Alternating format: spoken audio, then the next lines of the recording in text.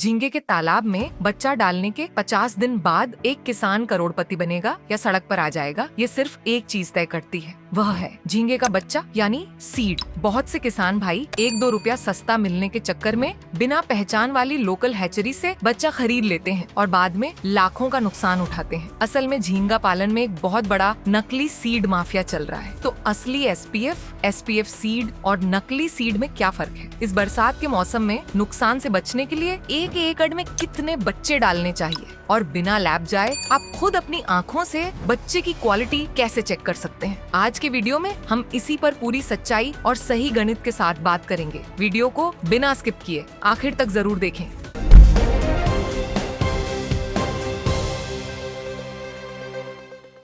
यहाँ हैचरियाँ किसानों के साथ क्या गेम खेलती हैं, जानते हैं? वे आपको एक पीसीआर लैब रिपोर्ट दिखाती हैं और कहती हैं ये 100% बीमारी मुक्त एसपीएफ सीड है, लेकिन इनमें से आधी रिपोर्टें नकली होती हैं। असली एसपीएफ स्पेसिफिक पैथोजन फ्री बच्चा वह होता है जिसे विदेशों से लाए गए सर्टिफाइड ब्रूड स्टॉक यानी माता झींगा से बिल्कुल साफ लैब में पैदा किया जाता है। इनकी बीमारियों से लड़ने की ताकत ज्यादा होती है और ग्रोथ भी बहुत तेज होती है। लेकिन नकली माफिया क्या करता है? वे आम तालाबों के साधारण झींगों को ही माता झींगा बना लेते हैं और लोकल शेड में बच्चे तैयार करते हैं, फिर उन पर एसपीएफ का नकली ठप्पा लगाकर सस्ते में बेच देते हैं। इन्हें तालाब में डालने के 40 दिन बाद झींगे रोज थोड़ा थोड़ा मरने लगते हैं या उनकी ग्रोथ रुक जाती है। इसलिए सीड खरीदने से पहले हमेशा चेक करें CAA कोस्टल एक्वाकल्चर अथॉरिटी से मान्यता प्राप्त हैचरी है या नहीं। किसान भाइयों, देखा आपने, एक छोटी सी लापरवाही आपकी लाखों की लागत को कैसे डूबा सकती है। ऐसी जमीनी धोखाधड़ी से बचने और झींगा पालन की हर पक्की जानकारी के लिए सब्सक्राइब कर लीजिए।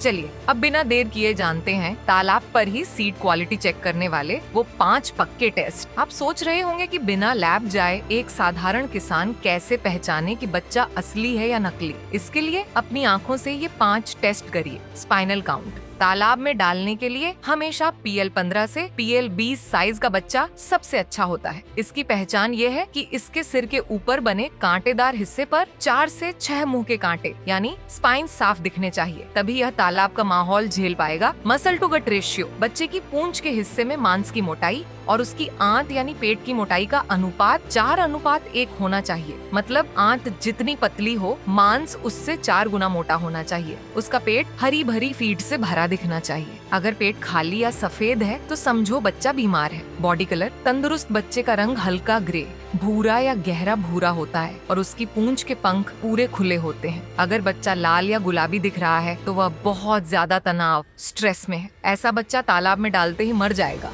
स्विमिंग टेस्ट, एक सफेद कटोरे में पानी लेकर कुछ बच्चे डालिए। अब पानी को उंगली से गोल गोल घुमाइए। अगर बच्चा अच्छी क्वालिटी का है तो वह पानी के बहाव के खिलाफ तैरकर कटोरे के किनारों को पकड़ लेगा। कमजोर बच्चा तैर नहीं पाएगा और बीच में कचरे की तरह इकट्ठा हो जाएगा। बाहरी गंदगी का चेक, बच्चे के शरीर पर कहीं भी काले धब्बे, कटी हुई पूंछ या बाहरी बैक्टीरिया नहीं होने चाहिए। अगर ये होंगे तो झींगे की ग्रोथ कभी नहीं होगी। सीड की क्वालिटी चेक करने के बाद बात आती है कि इस बरसात के मौसम के लिए कौन सी वैरायटी, स्ट्रेन चुने। मार्केट में 2 तरह के बच्चे मिलते हैं। पहला है हाई ग्रोथ वैरायटी, ये बहुत तेजी से बढ़ता है, लेकिन इसके लिए बहुत पक्का मैनेजमेंट और पूरी ऑक्सीजन चाहिए। मौसम थोड़ा भी बदला तो यह झेल नहीं पाता। दूसरा है रेजिस्टेंट वैरायटी, ये मौसम के बदलाव और बीमारियों को आसानी से झेल लेता। इस मानसून के मौसम में जब मौसम बार बार बदलता है तो आम किसानों के लिए यही रेजिस्टेंट या बैलेंस्ड वैरायटी का बच्चा सबसे बेस्ट है। वैरायटी चुनने के बाद ज्यादा मुनाफे के लालच में बहुत ज्यादा बच्चे मत डालिए। CAA के मुताबिक सही कानूनी गिनती इस प्रकार है: CRZ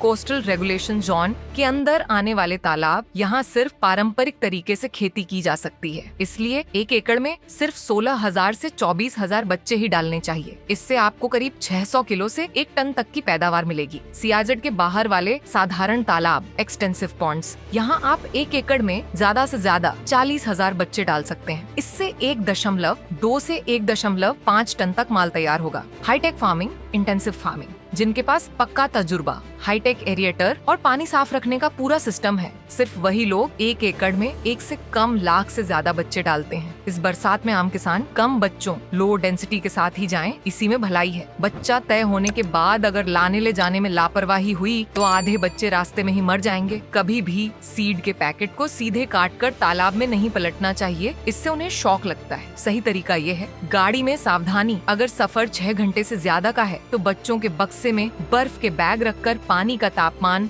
20 से 22 डिग्री मेंटेन रखें। बच्चों को हमेशा सुबह सुबह या शाम को ठंडे मौसम में ही ट्रांसपोर्ट करें। गिनती का तरीका, हैचरी वाले ने गिनती सही दी है या नहीं यह जानने के लिए कुल पैकेटों में से 3 या 5 पैकेट अलग निकालें। उन्हें एक छोटी नेट की मदद से गिने और एवरेज निकाल लें। उसे कुल पैकेटों से गुणा, मल्टीप्लाई कर दें। सही गिनती सामने आ जाएगी। पानी सेट करना, एक्लिमेटाइजेशन। सबसे पहले सीड के बंद पैकेटों को तालाब के पानी पर 30 मिनट के लिए तैरने दें, ताकि पैकेट के अंदर और तालाब के पानी का तापमान एक जैसा हो जाए। उसके बाद पैकेट खोलकर थोड़ा थोड़ा तालाब का पानी अंदर डालें और फिर धीरे से बच्चों को तालाब में छोड़ें। अब बच्चे तालाब में डाल दिए, लेकिन पहले 2 हफ्ते वो जिंदा हैं या नहीं ये कैसे पता करें? इसके लिए एक्वा साइंटिस्ट एक जबरदस्त तरीका बताते हैं, नर्सरी सिस्टम। शुरुआती 2 से 3 हफ्ते बच्चों को बचाने के लिए अपने तालाब के 5 से 10% हिस्से में नेट लगाकर एक छोटी नर्सरी बना लें। जब बच्चे थोड़े बड़े, PL 30 से 40 साइज हो जाएं, तब उन्हें पूरे तालाब में छोड़ें। अगर नर्सरी बनाना मुमकिन न हो, हापा नेट बांधकर उसमें 100 बच्चे डाल दें और उन पर नजर रखें। अगर पहले 2 हफ्तों में इस नेट के अंदर बच्चों के बचने का रेट